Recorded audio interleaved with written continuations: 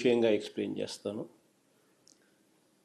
రెండో విషయంగా ఈ మధ్యకాలంలోనే చంద్రబాబు నాయుడు పల్నాడులో ఎంత దారుణంగా ఒక సామాన్యుడిని, ఒక దళితుడిని, ఒక పేదవాడిని,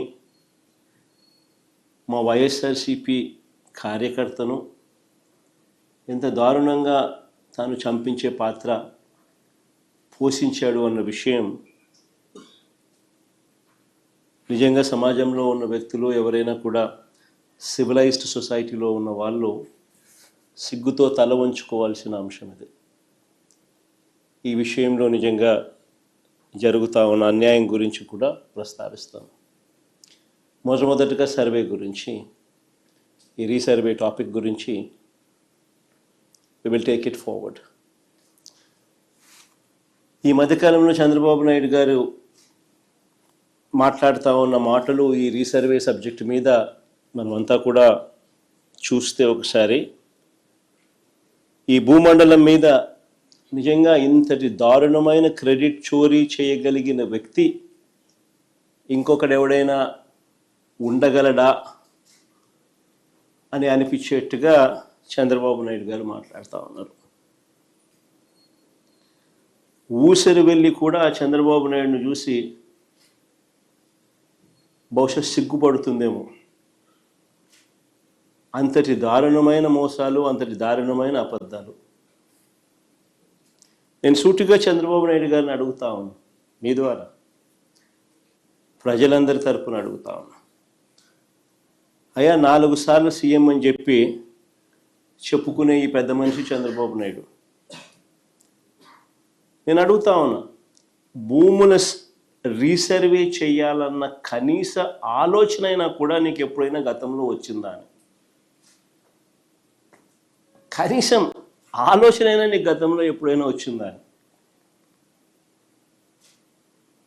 ప్రజలు ఇబ్బందుల్లో ఉన్నారు, రైతన్నలు ఇబ్బందుల్లో ఉన్నారు, రకరకాల సమస్యలు ఎదుర్కొంటా ఉన్నారు. భూ సమస్యల మీద, వారి సమస్యల మీద కనీసం నీకు ఎప్పుడైనా రీసర్వే చేయించి వాళ్ళ సమస్యలన్నీ తీర్చాలి అని చెప్పి కనీసం నీకు ఏ రోజైనా ఆలోచన అయినా వచ్చిందా చంద్రబాబు గతంలో అని అడుగుతాను.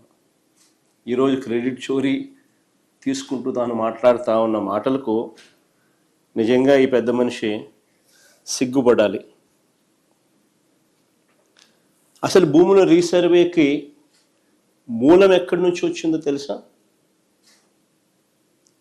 ఇది మూలం ఎక్కడి నుంచి పుట్టుకొచ్చింది అంటే 2019 కన్నా ముందు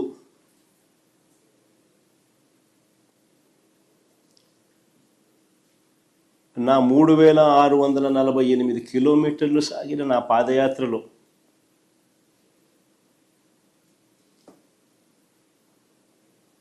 మార్గ మధ్యంలో రైతన్నలు పడతా ఉన్న అవస్థలు, ఇబ్బందులు చూసిన తర్వాత భూములకు సంబంధించి వాళ్ళ లేవనెత్తిన సమస్యల పరిష్కారం నుంచి, ఆ ఆలోచనల నుంచి, వీటికి పరిష్కారం చూపాలన్న తపన, తాపత్రయం నుంచి శాశ్వత పరిష్కారం చూపించాలన్న ఆలోచన నుంచి పుట్టుకొచ్చింది దీని మూలం. అసలు ఆ రోజుల్లో చంద్రబాబు నాయుడు గారు ముఖ్యమంత్రిగా ఉన్నారు, నా పాదయాత్ర జరుగుతూ ఉంది. 2019కి ముందు రాష్ట్రంలో ఒక్కసారి రెవెన్యూ వ్యవస్థ పరిస్థితి ఎలా ఉంది అని అంటే, సర్వేయర్లు లేరు, సరిపడా సిబ్బంది లేరు, పరికరాలు లేవు, లేటెస్ట్ టెక్నాలజీ అంతకన్నా లేదు. భూములు ఎప్పుడైనా కూడా క్రయ విక్రయాలు జరిగినా, లేకపోతే భాగ పరిష్కారాల్లో భాగంగా ఏదైనా కుటుంబాల మధ్య డివిజన్ చేసుకున్న సబ్ డివిజన్ లేదు, మ్యూటేషన్ లేదు. ఇవి కూడా జరిగేటివి కాదు. పైగా ఎడా పెడ,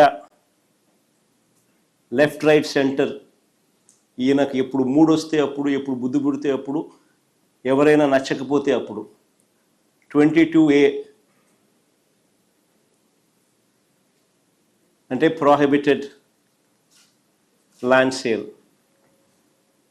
22Aలో భూములు పెట్టడం, ప్రోహిబిటింగ్ ఎనీ ల్యాండ్ సేల్. వీళ్ళకి ఇష్టం రైతులను ప్రజలను ఇబ్బందులు పెడుతూ అవస్థలకు గురి చేస్తున్న పరిస్థితి. ఇలాంటి 1,00,000 సమస్యలకు పరిష్కారంగా సమగ్రమైన భూ సర్వే అండ్ సమగ్రమైన ల్యాండ్ రిఫార్మ్స్.